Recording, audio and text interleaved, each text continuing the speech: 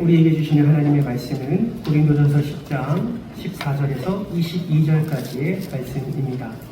신약성경 263면에 있습니다. 고린도전서 10장 14절에서 22절까지의 말씀, 신약성경 263면에 있습니다. 우리 한 절씩 교독하도록 하겠습니다. 그런즉 내 사랑하는 자들아, 우상 숭배하는 일을 피하라. 너는 지혜인 자들에게 말하는 것 같이 하노니 너희는 내가 이르는 말을 스스로 판단하라. 우리가 축복하는 바 축복의 자는 그리스도의 피에 참여함이 아니며 우리가 떼는 떡은 그리스도의 몸에 참여함이 아니냐. 여기 하나님과 하는 우리가 하는 몸이니 이는 우리가 다 한 떡에 참여하느니라. 육신을 따라난 이스라엘을 보라. 재물을 먹는 자들이 제단에 참여하는 자들이 아니냐. 그런즉 내가 무엇을 말하느냐. 우상의 재물은 무엇이냐. 우상은 무엇이냐. 무릇 이방인이 제사하는 것은 귀신에게 하는 것이요 하나님께 제사하는 것이 아니니 나는 너희가 귀신과 교제하는 자가 되기를 원하지 아니하노라. 너희가 주의 잔과 귀신의 잔을 겸하여 마시지 못하고 주의 식탁과 귀신의 식탁에 겸하여 참여하지 못하리라. 함께 읽겠습니다. 그러면 우리가 주를 노여워하시게 하겠느냐. 우리가 주보다 강한 자냐. 아멘. 다음 주는 추석 명절이 시작됩니다. 추석 명절이 되면 기쁜 마음도 있지만 한편으로는 부담감도 있습니다. 무엇에 대한 부담감일까요? 명절을 준비하는 여러 가지 상황과 또 여러 가지 준비하는 과정이 부담이 되기도 합니다. 가장 큰 부담은 무엇일까요? 아무래도 경제적인 부담이 아닌가 생각을 해보게 됩니다. 지난달 수원에서 설문조사를 한 적이 있습니다. 가장 부담이 되는 비용 어떤 게 있을까요? 라는 설문조사에 1위가 무려 43.7%, 가족 및 친인척 용돈이 가장 부담스럽다고 이렇게 답변을 했습니다. 두 번째는 선물 비용이 부담스럽다라고 답변을 했고요. 그리고 세 번째는 명절 또 하면 빠지지 않는 또 제사 상차림 비용이 3위를 차지를 했습니다. 제사상을 차리는 거 비용뿐만 아니라 준비도 너무 어렵지요. 제수용품을 잘 준비하고 또 형식에 맞게 음식을 준비하는 거 너무나 어려운 일입니다. 특별히 종갓집이라면 더더욱 제사에 민감하고 또 그러한 준비와 비용에 대한 부담도 클 수밖에 없지요. 여러분, 그러면 질문합니다. 이렇게 부담스러운 제사, 이렇게 준비도 어려운 이 제사, 여러분 하는 이유가 무엇입니까? 왜 제사를 그렇게 지내야 할까요? 혹여나 자손으로서의 예의를 갖추기 위함입니까? 아니면 살아계실 때 드리지 못한 효도를 하기 위함입니까? 아니면 조상제사를 잘 해야 우리 조상님이 기뻐하시고 또 가정이 조상님이 베푸시는 복을 많이 누리기 위해서 혹시 제사를 하는 것일까요? 우리가 함께 예배를 드리고 있지만 우리 안에서는 제사를 드리는 가정도 있고 제사를 드리지 않는 가정도 있는 줄 압니다. 만약에 제사를 드리는 가정이라면 지금 제가 말씀드린 이러한 이유들로 제사를 드리고 있다면 여러분, 정말 그것은 잘못된 생각입니다. 정말 제사가 무엇인지 어떤 의미를 담고 있는지 잘 알지 못하기 때문에 그저 아버지 때부터 내려오는 제사의 형식을 바라보고 그저 제사에 참여하는 그런 모습이 대부분일 것이라 생각을 하고 있습니다. 그런데 여러분, 우리는 그리스도인입니다. 하나님의 말씀을 진리로 여기는 자입니다. 예수님을 따르는 자고요. 예수님이 말씀하시는 것이 길이라는 것을 우리는 믿음으로 확신합니다. 아멘이십니까? 그러면 여러분, 하나님은 이러한 제사를 드리는 것에 대해서 무엇이라고 말씀하고 있을까요? 제사는 분명하게 우상숭배다라고 말하고 있습니다. 왜 하나님은 말씀을 통해서 이 제사를 우상숭배라고 말하면서 너희는 절대 우상숭배를 하지 말라라고 말씀하고 있는 것일까요? 그것은 하나님 외에 다른 것을 숭배하거나 절을 하면 그것이 곧 우상숭배라고 말씀하고 있기 때문에 그렇습니다. 오늘은 너무나 무거운 주제입니다. 제사라는 이것은 우리의 삶의 일부분이었고 어쩌면 지금도 일부분인 분들도 있으시기 때문에 굉장히 무거운 주제이고, 사실 이 주제를 함께 나누면서 어떤 분은 마음에 어려움도 생길 수도 있을 줄 압니다. 그러나 이 시간에 우리의 관점과 우리의 삶의 자세를 하나님께로 향하는 시간이 되기를 원합니다.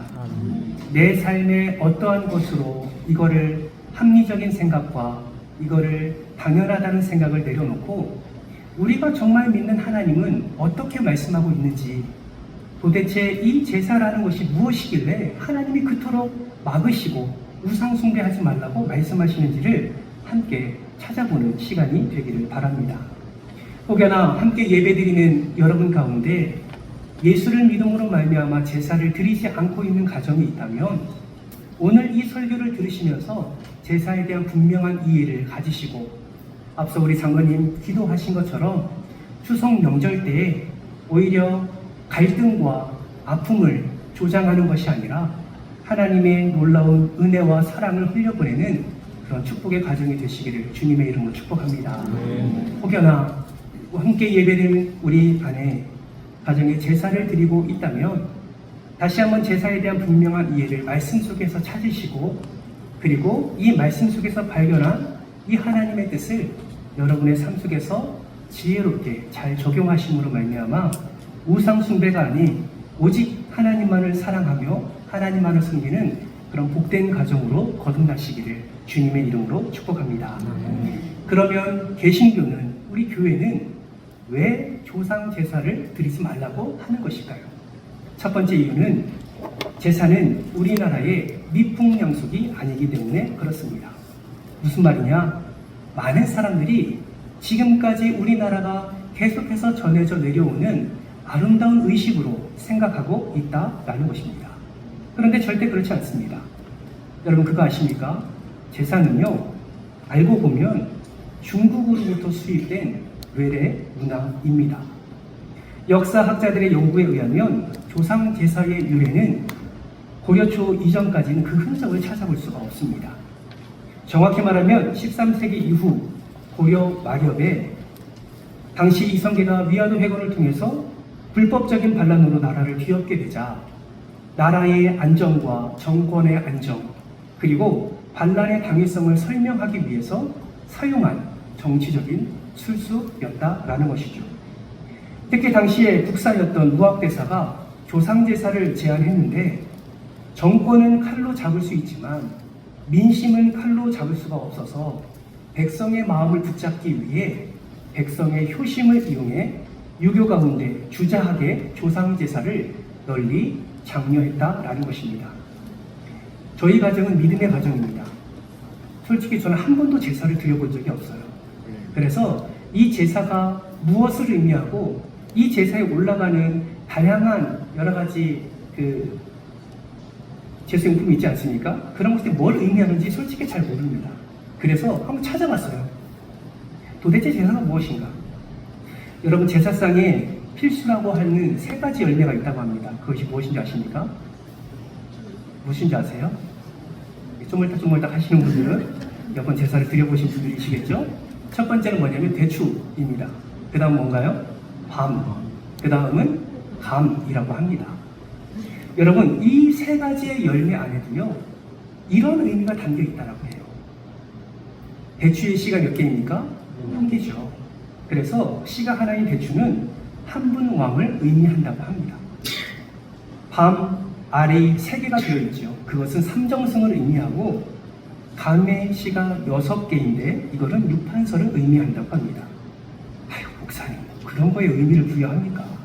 제가 의미를 부여한 것이 아니라 이것이 역사적으로 이런 의미를 담아서 진행되어 왔다고 역사가 기록하고 있는 거예요. 이러한 것들로 제사로 필수로 차려놓고 제사를 지내게 하는 것입니다. 의미는 무엇이냐? 훌륭한 한 분 임금, 3분의 정승이, 훌륭한 육판서가 계속 왕을 잘 보위하는 그런 의도성을 가지고 온 백성이 그런 의식을 치르면서 그렇게 나아가게 하는 것이 바로 제사다라는 것이죠. 이는 제사가 우리나라의 위풍양속이 아니라 정권의 안정과 그 당위성을 위한 정치적 술수였음을 분명하게 보여주고 있는 것입니다. 이런 제사 이야기를 하면 어떤 분들은 이렇게 말씀합니다. 아니 목사님, 천주교에서는 제사 드리지 않습니까? 천주교에서는 제사 인정하지 않습니까?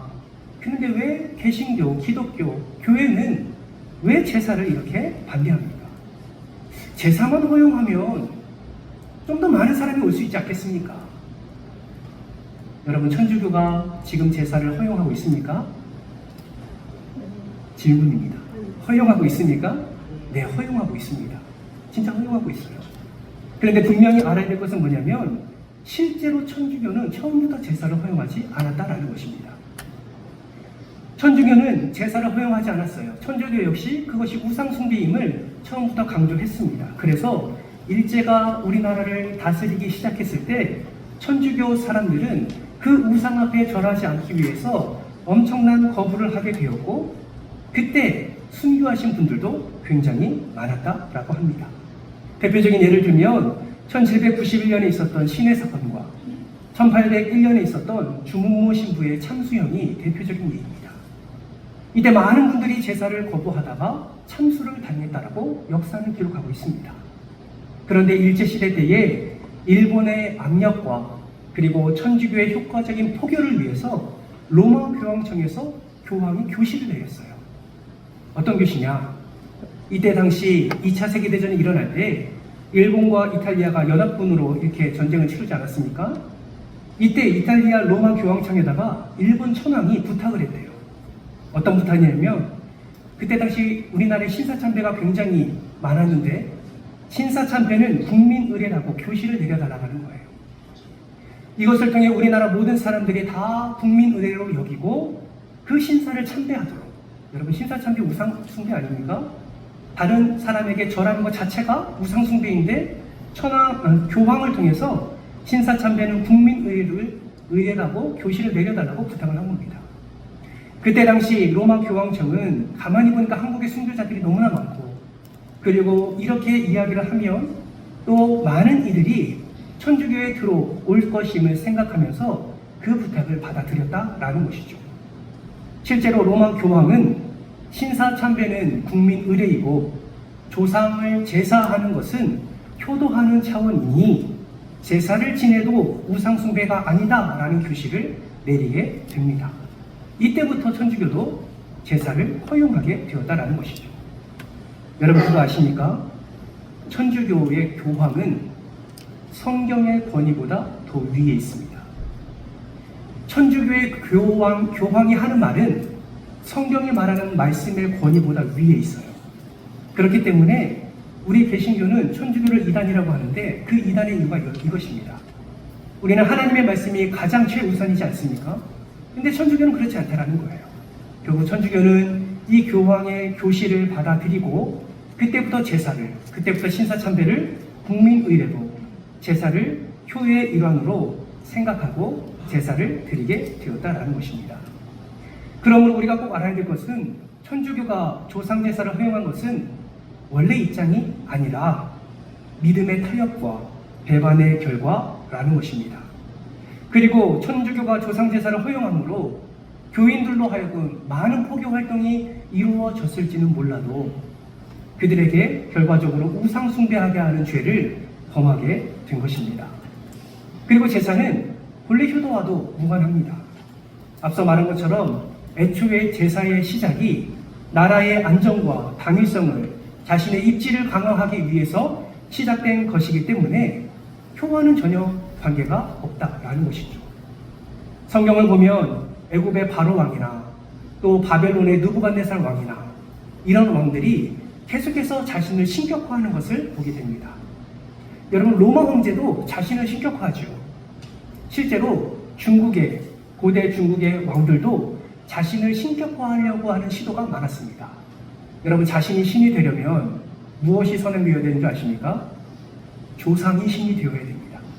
그래야 그 신의 계보가 자기에게로 이어져 오는 것이죠.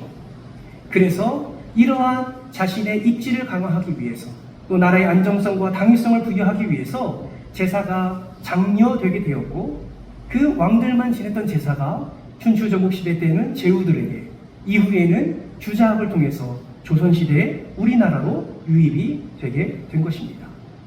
그러므로 제사의 역사를 살펴보면 본래 부모 공경과는 전혀 상관이 없다라는 것이죠. 오히려 우리나라에 들어와서 우리나라 안에서 그러한 의미를 부여한 것 뿐이지 원래 제사는 그러한 의미가 없었다라는 것입니다. 개신교에서 조상제사를 하지 않는 두 번째 이유는 조상은 제사상을 받지 못하기 때문에 그렇습니다.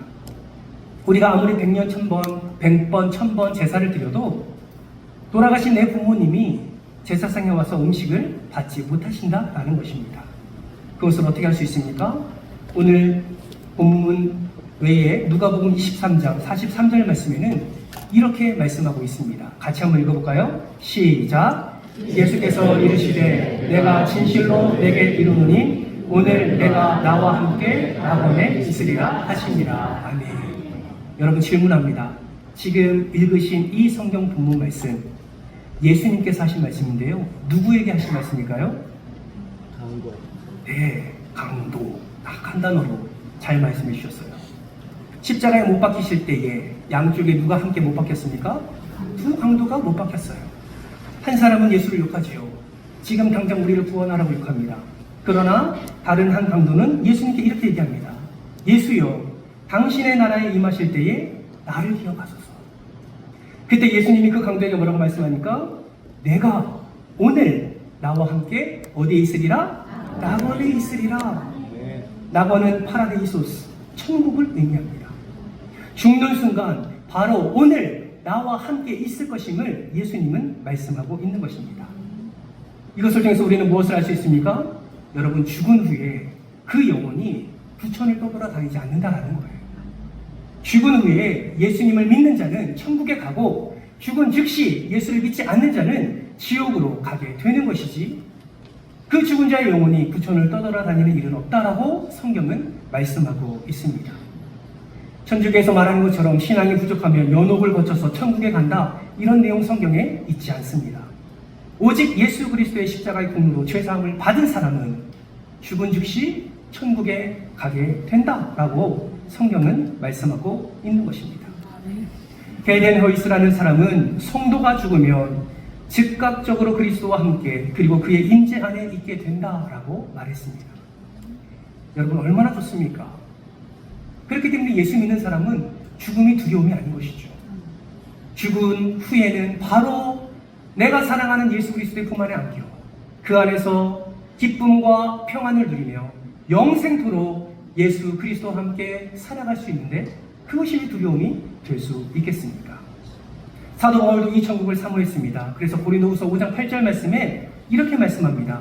우리가 담대하여 원하는 바는 차라리 몸을 떠나 주와 함께 거하는 그것이라. 사도 바울은 천국을 사모했습니다. 이 사모함이 저와 여러분의 사모함이 되어야 될 줄 믿습니다. 우리가 죽으면 영과 육이 분리되어 육신은 땅에 남고 영은 예수님을 믿는 여부에 따라서 천국과 지옥으로 나뉘어지게 된다라는 것이죠. 그러므로 우리가 아무리 정성껏 제사를 드려도요, 조상님께서 조상님께 제사를 드려도 그 조상이 죽음 즉시 천국 혹은 지옥으로 가기 때문에 그분이 우리가 차려놓은 제사상에 와서 음식을 드시지 못한다라는 것입니다. 오지도 못하고 드시지도 못하는데 왜 제사를 드립니까? 헛수고일 뿐입니다. 더군다나 누가복음 16장 부자와 나사로 이야기를 잘 알고 계시죠. 그 말씀을 들으면 천국에서 지옥으로 왕래할 수 없습니다. 그리고 천국의 간 자가 이 땅과 왕래할 수 없습니다. 지옥의 간 자가 이 땅과 왕래할 수 없습니다. 철저히 단절됨을 성경은 말씀하고 있습니다. 그러므로 부모님의 혼백이라도 와서 음식을 드신다라는 말은 확실히 비성경적입니다. 불가능한 말이며 정말 말도 안 되는 잘못된 이야기다라는 것이죠. 여러분 기억하십시오. 아무리 우리가 정성을 다해서 준비한다 할지라도 우리가 생각하는 조상님의 영은 오시지 않습니다. 개신교에서 조상제사를 하지 않는 세 번째 이유는 제사상을 조상님이 아니라 악한 영이 받기 때문에 그렇습니다. 가장 중요한 핵심입니다. 누가 제사를 받는다고요? 악한 영이 제사를 받기 때문이에요. 여러분, 여기서 말하는 악한 영은 누구입니까? 죽은 분의 영혼이 아니라는 거예요. 죽은 분의 영혼은 천국 아니면 지옥에 가시기 때문에 전혀 상관이 없습니다. 그럼 여기서 말하는 악한 영은 무엇일까요? 바로 사탄, 마귀가 뿌리는 타락한 악한 영들, 귀신이 오는 것입니다. 고린도후서 11장 14절 15절 말씀은 이렇게 말씀합니다. 14절 같이 한번 읽어볼까요? 시작! 이것은 이상한 일이 아니니라. 사단도 자기를 광명의 천사로 가장하나니. 15절도 있습니다. 그러므로 사단의 일꾼들도 자기를 의의 일꾼으로 가장하는 것이 또한 대단한 일이 아니니라. 아멘. 반복되는 단어 나오죠? 가장이라는 단어가 나옵니다. 여기서 말하는 가장은 헬라어로 메타스케 마티조라는 단어를 씁니다. 의미가 무엇이냐면 어떤 양식이나 외형을 바꾼다라는 의미를 가지고 있어요. 즉, 사단이 자기를 광명한 천사로 가장한다는 것은 광명한 천사로 바꿀 수 있다는 거예요. 자신의 외형을, 양식을 변화시킬 수 있는 능력이 사단에게 있다라고 말하고 있는 것입니다. 다시 말하면 사단이, 우리가 만약에 제사상을 차려놓는다 할지라도 사단이 그곳에 와서 마치 조상인 것처럼, 부모인 것처럼 가장할 수 있다라는 능력을 오늘 성경은 말씀하고 있다라는 것입니다. 그렇다면 마귀라고 하고 사단이라고 하는 이 존재의 본질은 무엇일까요? 요한계시록 12장 9절 말씀에서 이렇게 말씀합니다. 같이 한번 읽습니다. 시작! 큰 용이 내어 쫓기니 옛뱀 곧 마귀라고도 하고 사단이라고도 하는 온 천하를 꿰는 자라. 땅으로 내어 쫓기니 그의 사자들도 저와 함께 내어 쫓기니라. 아멘. 앞에 보시면 온 천하를 꿰는 자라 라고 성경은 말씀합니다. 누가요? 사단이요. 누가요? 마귀가요. 온 천하를 꿰는 자라. 꿰다 라는 것은 무엇을 의미합니까? 속이는 것을 의미하는 것이죠. 여러분 기억하십시오. 악한 사단은 속이는 자입니다. 악한 마귀는 우리를 속이는 거예요. 제사, 그 조상을 섬기는 것이라고 주장하는 이 제사는 마귀가 사람을 속이는 수단인 것입니다. 그리고 하반절 말씀해 보시면 그의 사자들도 라고 고백하는 단어가 나옵니다. 여기서 그의 사자들은 그의 천사들을 의미하는데, 여기서 말하는 그의 천사들은 하나님께 속해 있는 천사들을 말하는 것이 아니라 사단에게 속해 있는 타락한 천사를 말하고 있는 것입니다. 우리 동양 사람들은 죽은 사람의 영이 귀신이라고 생각하지요. 그러나 그것은 사실이 아닙니다. 성경에 보니까 타락한 영들, 타락한 천사들이 타락한 귀신임을 말씀하고 있고, 그것을 부르는 것이 제사임을 말씀하고 있는 것입니다. 즉, 조상 제사를 드리면 조상의 혼백이 오는 것이 아니라 타락한 귀신, 악한 영들이 와서 조상님의 모습으로, 사랑하는 분의 모습으로 가장하여 우리의 제사상을 받는다라는 것이죠. 이렇게 제사를 드리는 순간 악한 영들이 우리 집에 들어와서 온갖 더러운 짓을 해대는 것입니다. 그렇기 때문에 여러분, 제사를 드려도 될까요? 안 될까요? 이런 질문 자체가 우리는 허용이 안 됩니다. 제사는 절대로 드리면 안 되는 것입니다. 오늘 본문 말씀도 말씀하세요. 고린도전서 10장 20절 말씀을 보세요. 같이 한번 읽겠습니다. 20절입니다. 시작! 무릇 이방인이 제사하는 것은 귀신에게 하는 것이요 하나님께 제사하는 것이 아니니 나는 너희가 귀신과 교제하는 자가 되기를 원하지 아니하노라. 나는 조상 제사를 좋은 마음으로, 효도하는 마음으로 지냈는데 이것이 귀신을 부르는 행위라 라고 말씀하고 있는 것입니다. 하나님의 백성이 귀신을 부르면 어떤 일이 일어납니까? 귀신과 사귀는 그런 과정이 일어난다고 성경은 말씀하고 있는 것입니다. 여러분, 하나님의 백성이 어찌 귀신과 사귐이 있겠습니까? 말도 안 되는 일입니다. 그러기에 성경은 이것을 금지하고 있는 것입니다. 여러분, 성경만 말하는 것이 아니에요. 예수님을 믿지 않는 제사 전문가들도 이 제사가 어떠한 영향력 아래 있는지를 말하는 것을 보게 됩니다. 어떤 제사 전문가가 이 제사에 대해서 인터뷰를 한 것이 있는데요. 이 제사 전문가는 제사에 대해서 이렇게 얘기합니다. 종교적인 신앙이라고 밝히고 있습니다. 특별히 주장을 공부하신 유교학자 율곡 이도 이렇게 말합니다. 제사가 단순히 부모 공경의 의례가 아니고 일종의 종교적 신앙이다 라고 말씀하셨습니다. 민속문화를 연구하는 최규성 교수도 이렇게 말합니다. 제사는 사자, 죽은 자 숭배이며 그 뒤에는 일종의 우상 숭배적인 요소가 깔려 있다. 그러므로 여러분 기억하십시오. 제사는 죽은 자의 숭배나 그 뒤에 일종의 우상 숭배적인 요소가 깔려 있는 것입니다. 따라서 조상제사는 정말 사랑하는 그 조상을 숭배하며 절하는 그런 것이 아니라 우상 숭배이요 귀신 숭배라는 것입니다. 앞서 말씀드린 대로 저희 가정은 제사를 한 번도 드려본 적이 없습니다. 그래서 제가 제사에 대해서 한번 이렇게 절차나 이런 부분들을 한번 찾아보니까요. 제사의 절차에도 귀신을 부르는 절차가 있더라고요. 여러분 제사를 드리신 분들은 아실지 모르겠지만 3가지 절차에서 귀신을 부르는 절차가 있음을 발견하게 됩니다. 첫 번째가 무엇이냐면 강신입니다. 강신. 이것은 귀신이 내리기를 빌며 2번 절하는 것이에요. 저는 잘 몰라요. 그렇대요. 2번째, 참신이 있습니다. 이것은 귀신에게 절함으로 참배하는 것을 의미하는데 남자는 2번, 여자는 4번 절을 한다고 합니다. 하여튼 여자는 고생을 배로 합니다. 음식 만드는 것도 힘든데 절까지도 2배로 하네요. 마지막 사신입니다. 이것은 귀신에게 2번 절함으로 전송하는 것을 의미한대요. 이러한 제사의 절차를 보면서도 이것이 하나님이 기뻐하시지 않는 것임을 분명하게 깨달을 수가 있습니다. 여러분 제사는 철저히 귀신 숭배입니다. 비성경적인 그런 제사입니다. 제사는 조상에게 하는 것이 아니라 귀신에게 하는 것이고 우상 숭배입니다. 우리 기독교만 말하는 것이 아니라 이렇게 앞서 말했던 제사 전문가들도 심지어 무당도 이 제사에 대해서 그렇게 호의적이지가 않습니다. 여러분 단군교 교주 학봉대선사라고 불리는 김혜경 씨를 아십니까?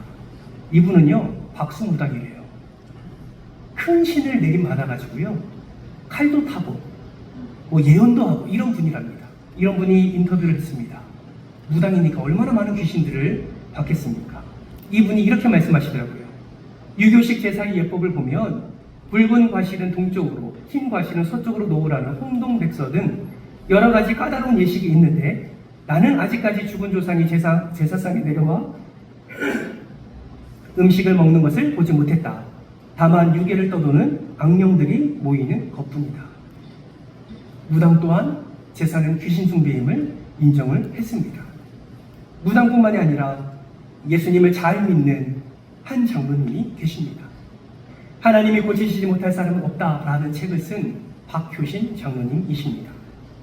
이 장로님도 한 가문의 종손으로 1년에 13번 제사를 드린 분이라고 합니다. 그리스도인이 아니었습니다. 그런데 너무 감사하게도 결혼을 했는데 사랑하는 아내가 예수를 믿는 자였습니다. 그래서 1년에 한두 번씩 따라다니다가 예수님을 만나게 되었고 영접하게 되었고 오랫동안 신앙생활에서 장로의 직분까지 받게 된 분이십니다.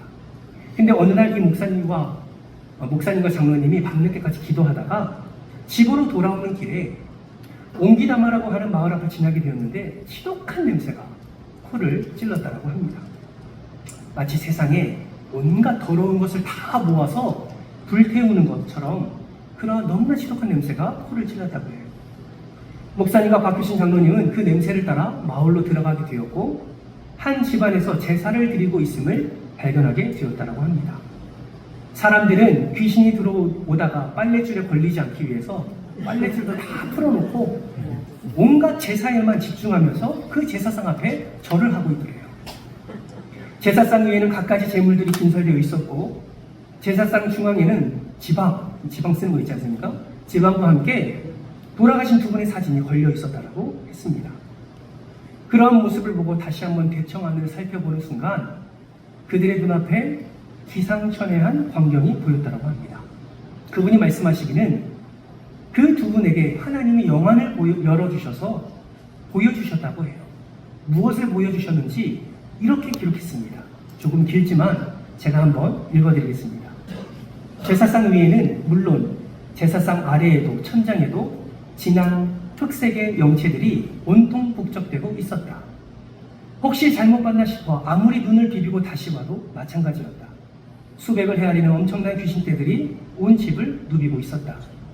육신을 가진 존재가 아니라 영적 존재여서인지 그들은 마치 공간 이동하듯 제사상 위아래를 들락날락하고 있었다. 그들은 흡사 여름날 강물 속의 피라미드처럼 한 번에 무리를 지어 종횡으로 방향을 바꿔가면서 사람들의 몸속까지 들락거렸다. 수백 개의 떼거리들이 사람의 입에 한꺼번에 들어가 그의 온몸을 휘젓고 다니다가 옆구리로 빠져 나오질 않나? 다시 제사상 위로 올라가 재물들을 밟아대면서 춤추다가 허공을 빙글빙글 맴돌지 않나? 가히 말로 표현하지 못할 정도로 기괴한 광경이었다. 그러나 정작 놀라운 것은 아무리 눈을 씻고 찾아봐도 오늘의 주인공인 두 사람의 영이 보이지 않더라는 것이다. 보기에도 섬뜩한 귀신들만 헤아릴 수 없을 만큼 많이 북적대고 있을 뿐 정작 제사를 받아야 될 두 사람의 영혼은 어디에도 없었다. 그 순간 내 속에 거하시는 성령께서 나의 마음을 활짝 열어주셨다. 지금 내가 보는 것이 바로 사탄의 실체이며 귀신의 실상이다. 제삿날에 후손들이 버려놓은 이 제사상에는 조상이 찾아오는 것이 아니라 지금 내 눈에 보이는 저 귀신들이 떼거리로 몰려들어 무지한 인간의 영혼과 육신을 더럽히는 것이다. 그러므로 하나님께 드리는 제사 외에는 그 어느 제사라도 귀신들의 놀이터가 되는 것임을 알라. 사랑하는 성도 여러분, 조상 제사를 드리는 것은 정말 효도를 잘하기 위해서 드리는 것이 아닙니다. 제사를 드리는 것은 조상이 받는 것이 아니라 악한 귀신들이 받는 것입니다. 제사는 복을 가져오기는커녕 더러운 귀신떼들만 떼거리로 몰려옵니다. 제사는 귀신 숭배이며 우상 숭배입니다. 그러므로 여러분, 절대로 우리는 제사를 지내면 안 됩니다. 그렇다면 제사를 지내는 집안에서 성도들은 어떻게 대처해야 될까요? 정말 이게 중요한 문제죠. 우리 안에 어쩔 수 없는 상황 있습니다. 관계가 깨어지고 갈등이 일어나고 싸움이 일어나고 그런 것이 너무 싫어서 잘못된 것은 알지만 그래도 그들과의 화합과 평안을 위해서 또 제사를 동참하시는 분들도 있을 줄 압니다. 그러면 분명히 하나님께서는 우상숭배라 말씀하시는데 어떻게 하면 예수 믿는 우리 성도들이 어떻게 이 문제를 대처해야 할까요? 너무나 중요한 문제인데요. 이 문제는 다음 주에 함께 살펴보려고 다음 주에 꼭 나오셔야겠죠? 더 중요한 이야기가 다음 주에 기다리고 있습니다. 여러분, 정말 중요한 것은요, 하나님께서 싫어하시는 것은 정말 해서는 안 되는 것입니다. 여러분, 추석 명절 다가오지요. 그래서 우리가 더 기도로 준비해야 합니다. 혹여나 우리 집안에 예수를 믿지 않아서 제사를 드리는 가정이라면 더 마음을 다해서 우리는 기도해야 됩니다. 나를 통하여 하나님의 놀라운 복이 흘러갈 수 있도록 기도해야 하는 것입니다. 내가 지혜롭게 행함으로 말미암아 하나님 앞에서 나를 통하여 우리의 가정을 회복시키시고 나를 통하여서 우리의 가정을 구원시키시는 놀라운 역사가 임하도록 우리는 기도를 해야 하는 것입니다. 여러분, 오늘 말씀을 마음에 꼭 새기시기를 바랍니다. 그리고 혹여나 제사에 대해서 이러한 잘못된 생각을 갖고 계신 분이 있다면 정말 담대하게 하나님의 말씀을 근거로 우리는 그들에게 복음을 증거해야 될 줄 믿습니다. 바라고 소망하기는 저와 여러분이 제사뿐만 아니라 어떠한 우상에도 절하거나 엎드리지 아니하고 정말 우리를 사랑하셔서 지금까지 함께 하시는 놀라운 그 하나님의 사랑에 우리가 매여 온전히 하나님만을 사랑하는 저와 여러분 되시기를 주님의 이름으로 축복합니다. 지금 말씀을 기억하면서 함께 기도의 자리로 나아가도록 하겠습니다. 여러분, 혹여나 알면서도 엎드려 있지 않으십니까? 분명히 제사는 하나님이 싫어하시는 우상 숭배라고 말씀하셨는데 그저 상황과 관계 때문에 어쩔 수 없다라는 그 합리적인 판단 아래 여전히 우상 앞에 머리를 조아리고 계시지는 않으신가요? 만약 그러고 있다면 정말 마음을 다해서 하나님께 지혜를 구하지 않으시겠습니까? 하나님이 뜻하시고 말씀하신 것을 지켜가면서 오히려 그들을 구원의 그 길로 인도할 수 있는 그 지혜 하나님께 구하지 않으시겠습니까? 여러분의 삶을 통하여서 여러분의 가정뿐만 아니라 여러분의 부모님과 친지 모두가 구원의 은혜를 누릴 수 있도록 함께 기도하지 않으시겠습니까? 우상숭배를 내어버리고 오직 하나님만 바라보며 하나님만 믿을 수 있도록 하나님만 붙잡을 수 있도록 나에게 믿음을 허락해달라고 기도하지 않으시겠습니까? 이 시간 기도할 때에 오늘 말씀을 기억하면서 전심으로 우리 주여 한번 해주고 동성으로 기도하며 나갑니다. 하나님, 여전히 우리는 힘이 없습니다. 여전히 우리는 두렵습니다. 모두가 다 제사상 앞에 있으면서 우리에게 같이 하자고 말할 때 주님, 솔직히 우리는 거부할 수 있는 용기가 없습니다. 압니다. 우상 숭배라는 거. 압니다. 귀신 숭배라는 거. 그런데 쉽지 않습니다. 너무나 어렵습니다. 큰 소리 나는 게 싫고 갈등이 너무 싫고 싸우는 게 너무 싫습니다. 괜히 나 때문에 집안이, 괜히 나 때문에 관계가 끼워지는 것 같아서 너무 싫습니다. 그러나 하나님, 주님의 말씀 순종하고 싶습니다. 우상숭배인 거 알기에 우리 가정이 구원의 은혜를 누리기를 바라며 주님의 말씀에 순종하고 싶습니다. 우리에게 믿음을 더하여 주시고 혹여나 사랑하는 우리 성도들 가운데 어쩔 수 없는 상황에서 제사에 동참하고 있다면 하나님, 그들을 더 사랑해 주시고 그들을 더 품에 안아 주시고 하나님의 말씀에 순종할 수 있도록 용기와 담대함도 허락해 주옵소서. 뿐만 아니라 지혜도 허락해 주셔서 어떻게 하면 그 힘들고 어려운 상황을 또 은혜로 잘 이겨나가며 온 가족이 예수 그리스도를 믿음으로 말미암아 구원의 은혜를 누릴 수 있도록 하나님 지혜를 더하여 주옵소서. 그 하나님의 놀라운 역사와 그 능력이 이번 추석 명절을 통해서 우리가 맛보기를 소망하오니 더 하나님께 엎드리게 하시고 간절하게 하나님만 바라게 하시고 오직 하나님만 믿으며 오직 하나님 앞에만 경배하는 주의 자녀들 되게 하여 주옵소서. 이번 한 주간 동안 이 말씀 붙들고 상처받는 것이 아니라 오히려 담대하게 이 일을 헤쳐나갈 수 있는 믿음과 은혜를 더하여 주시옵소서. 감사를 드리오며 사랑을 많으신 예수님의 이름으로 기도드렸나이다. 네. 지금은 우리 주 예수 그리스도의 은혜와 하나님 아버지의 크신 사랑과 성령 하나님의 감화 감동 내주 교통하심의 은혜가 우상 숭배가 아니라 오직 하나님만을 사랑하며 오직 하나님만을 의지하며 오직 하나님 안에 거하기만을 힘쓰기로 결단하는 사랑하는 모든 성도들 머리머리 위에 가정과 자녀들 위에 은총교회 위에 이제로부터 영원토록 함께 있을지어다. 아멘.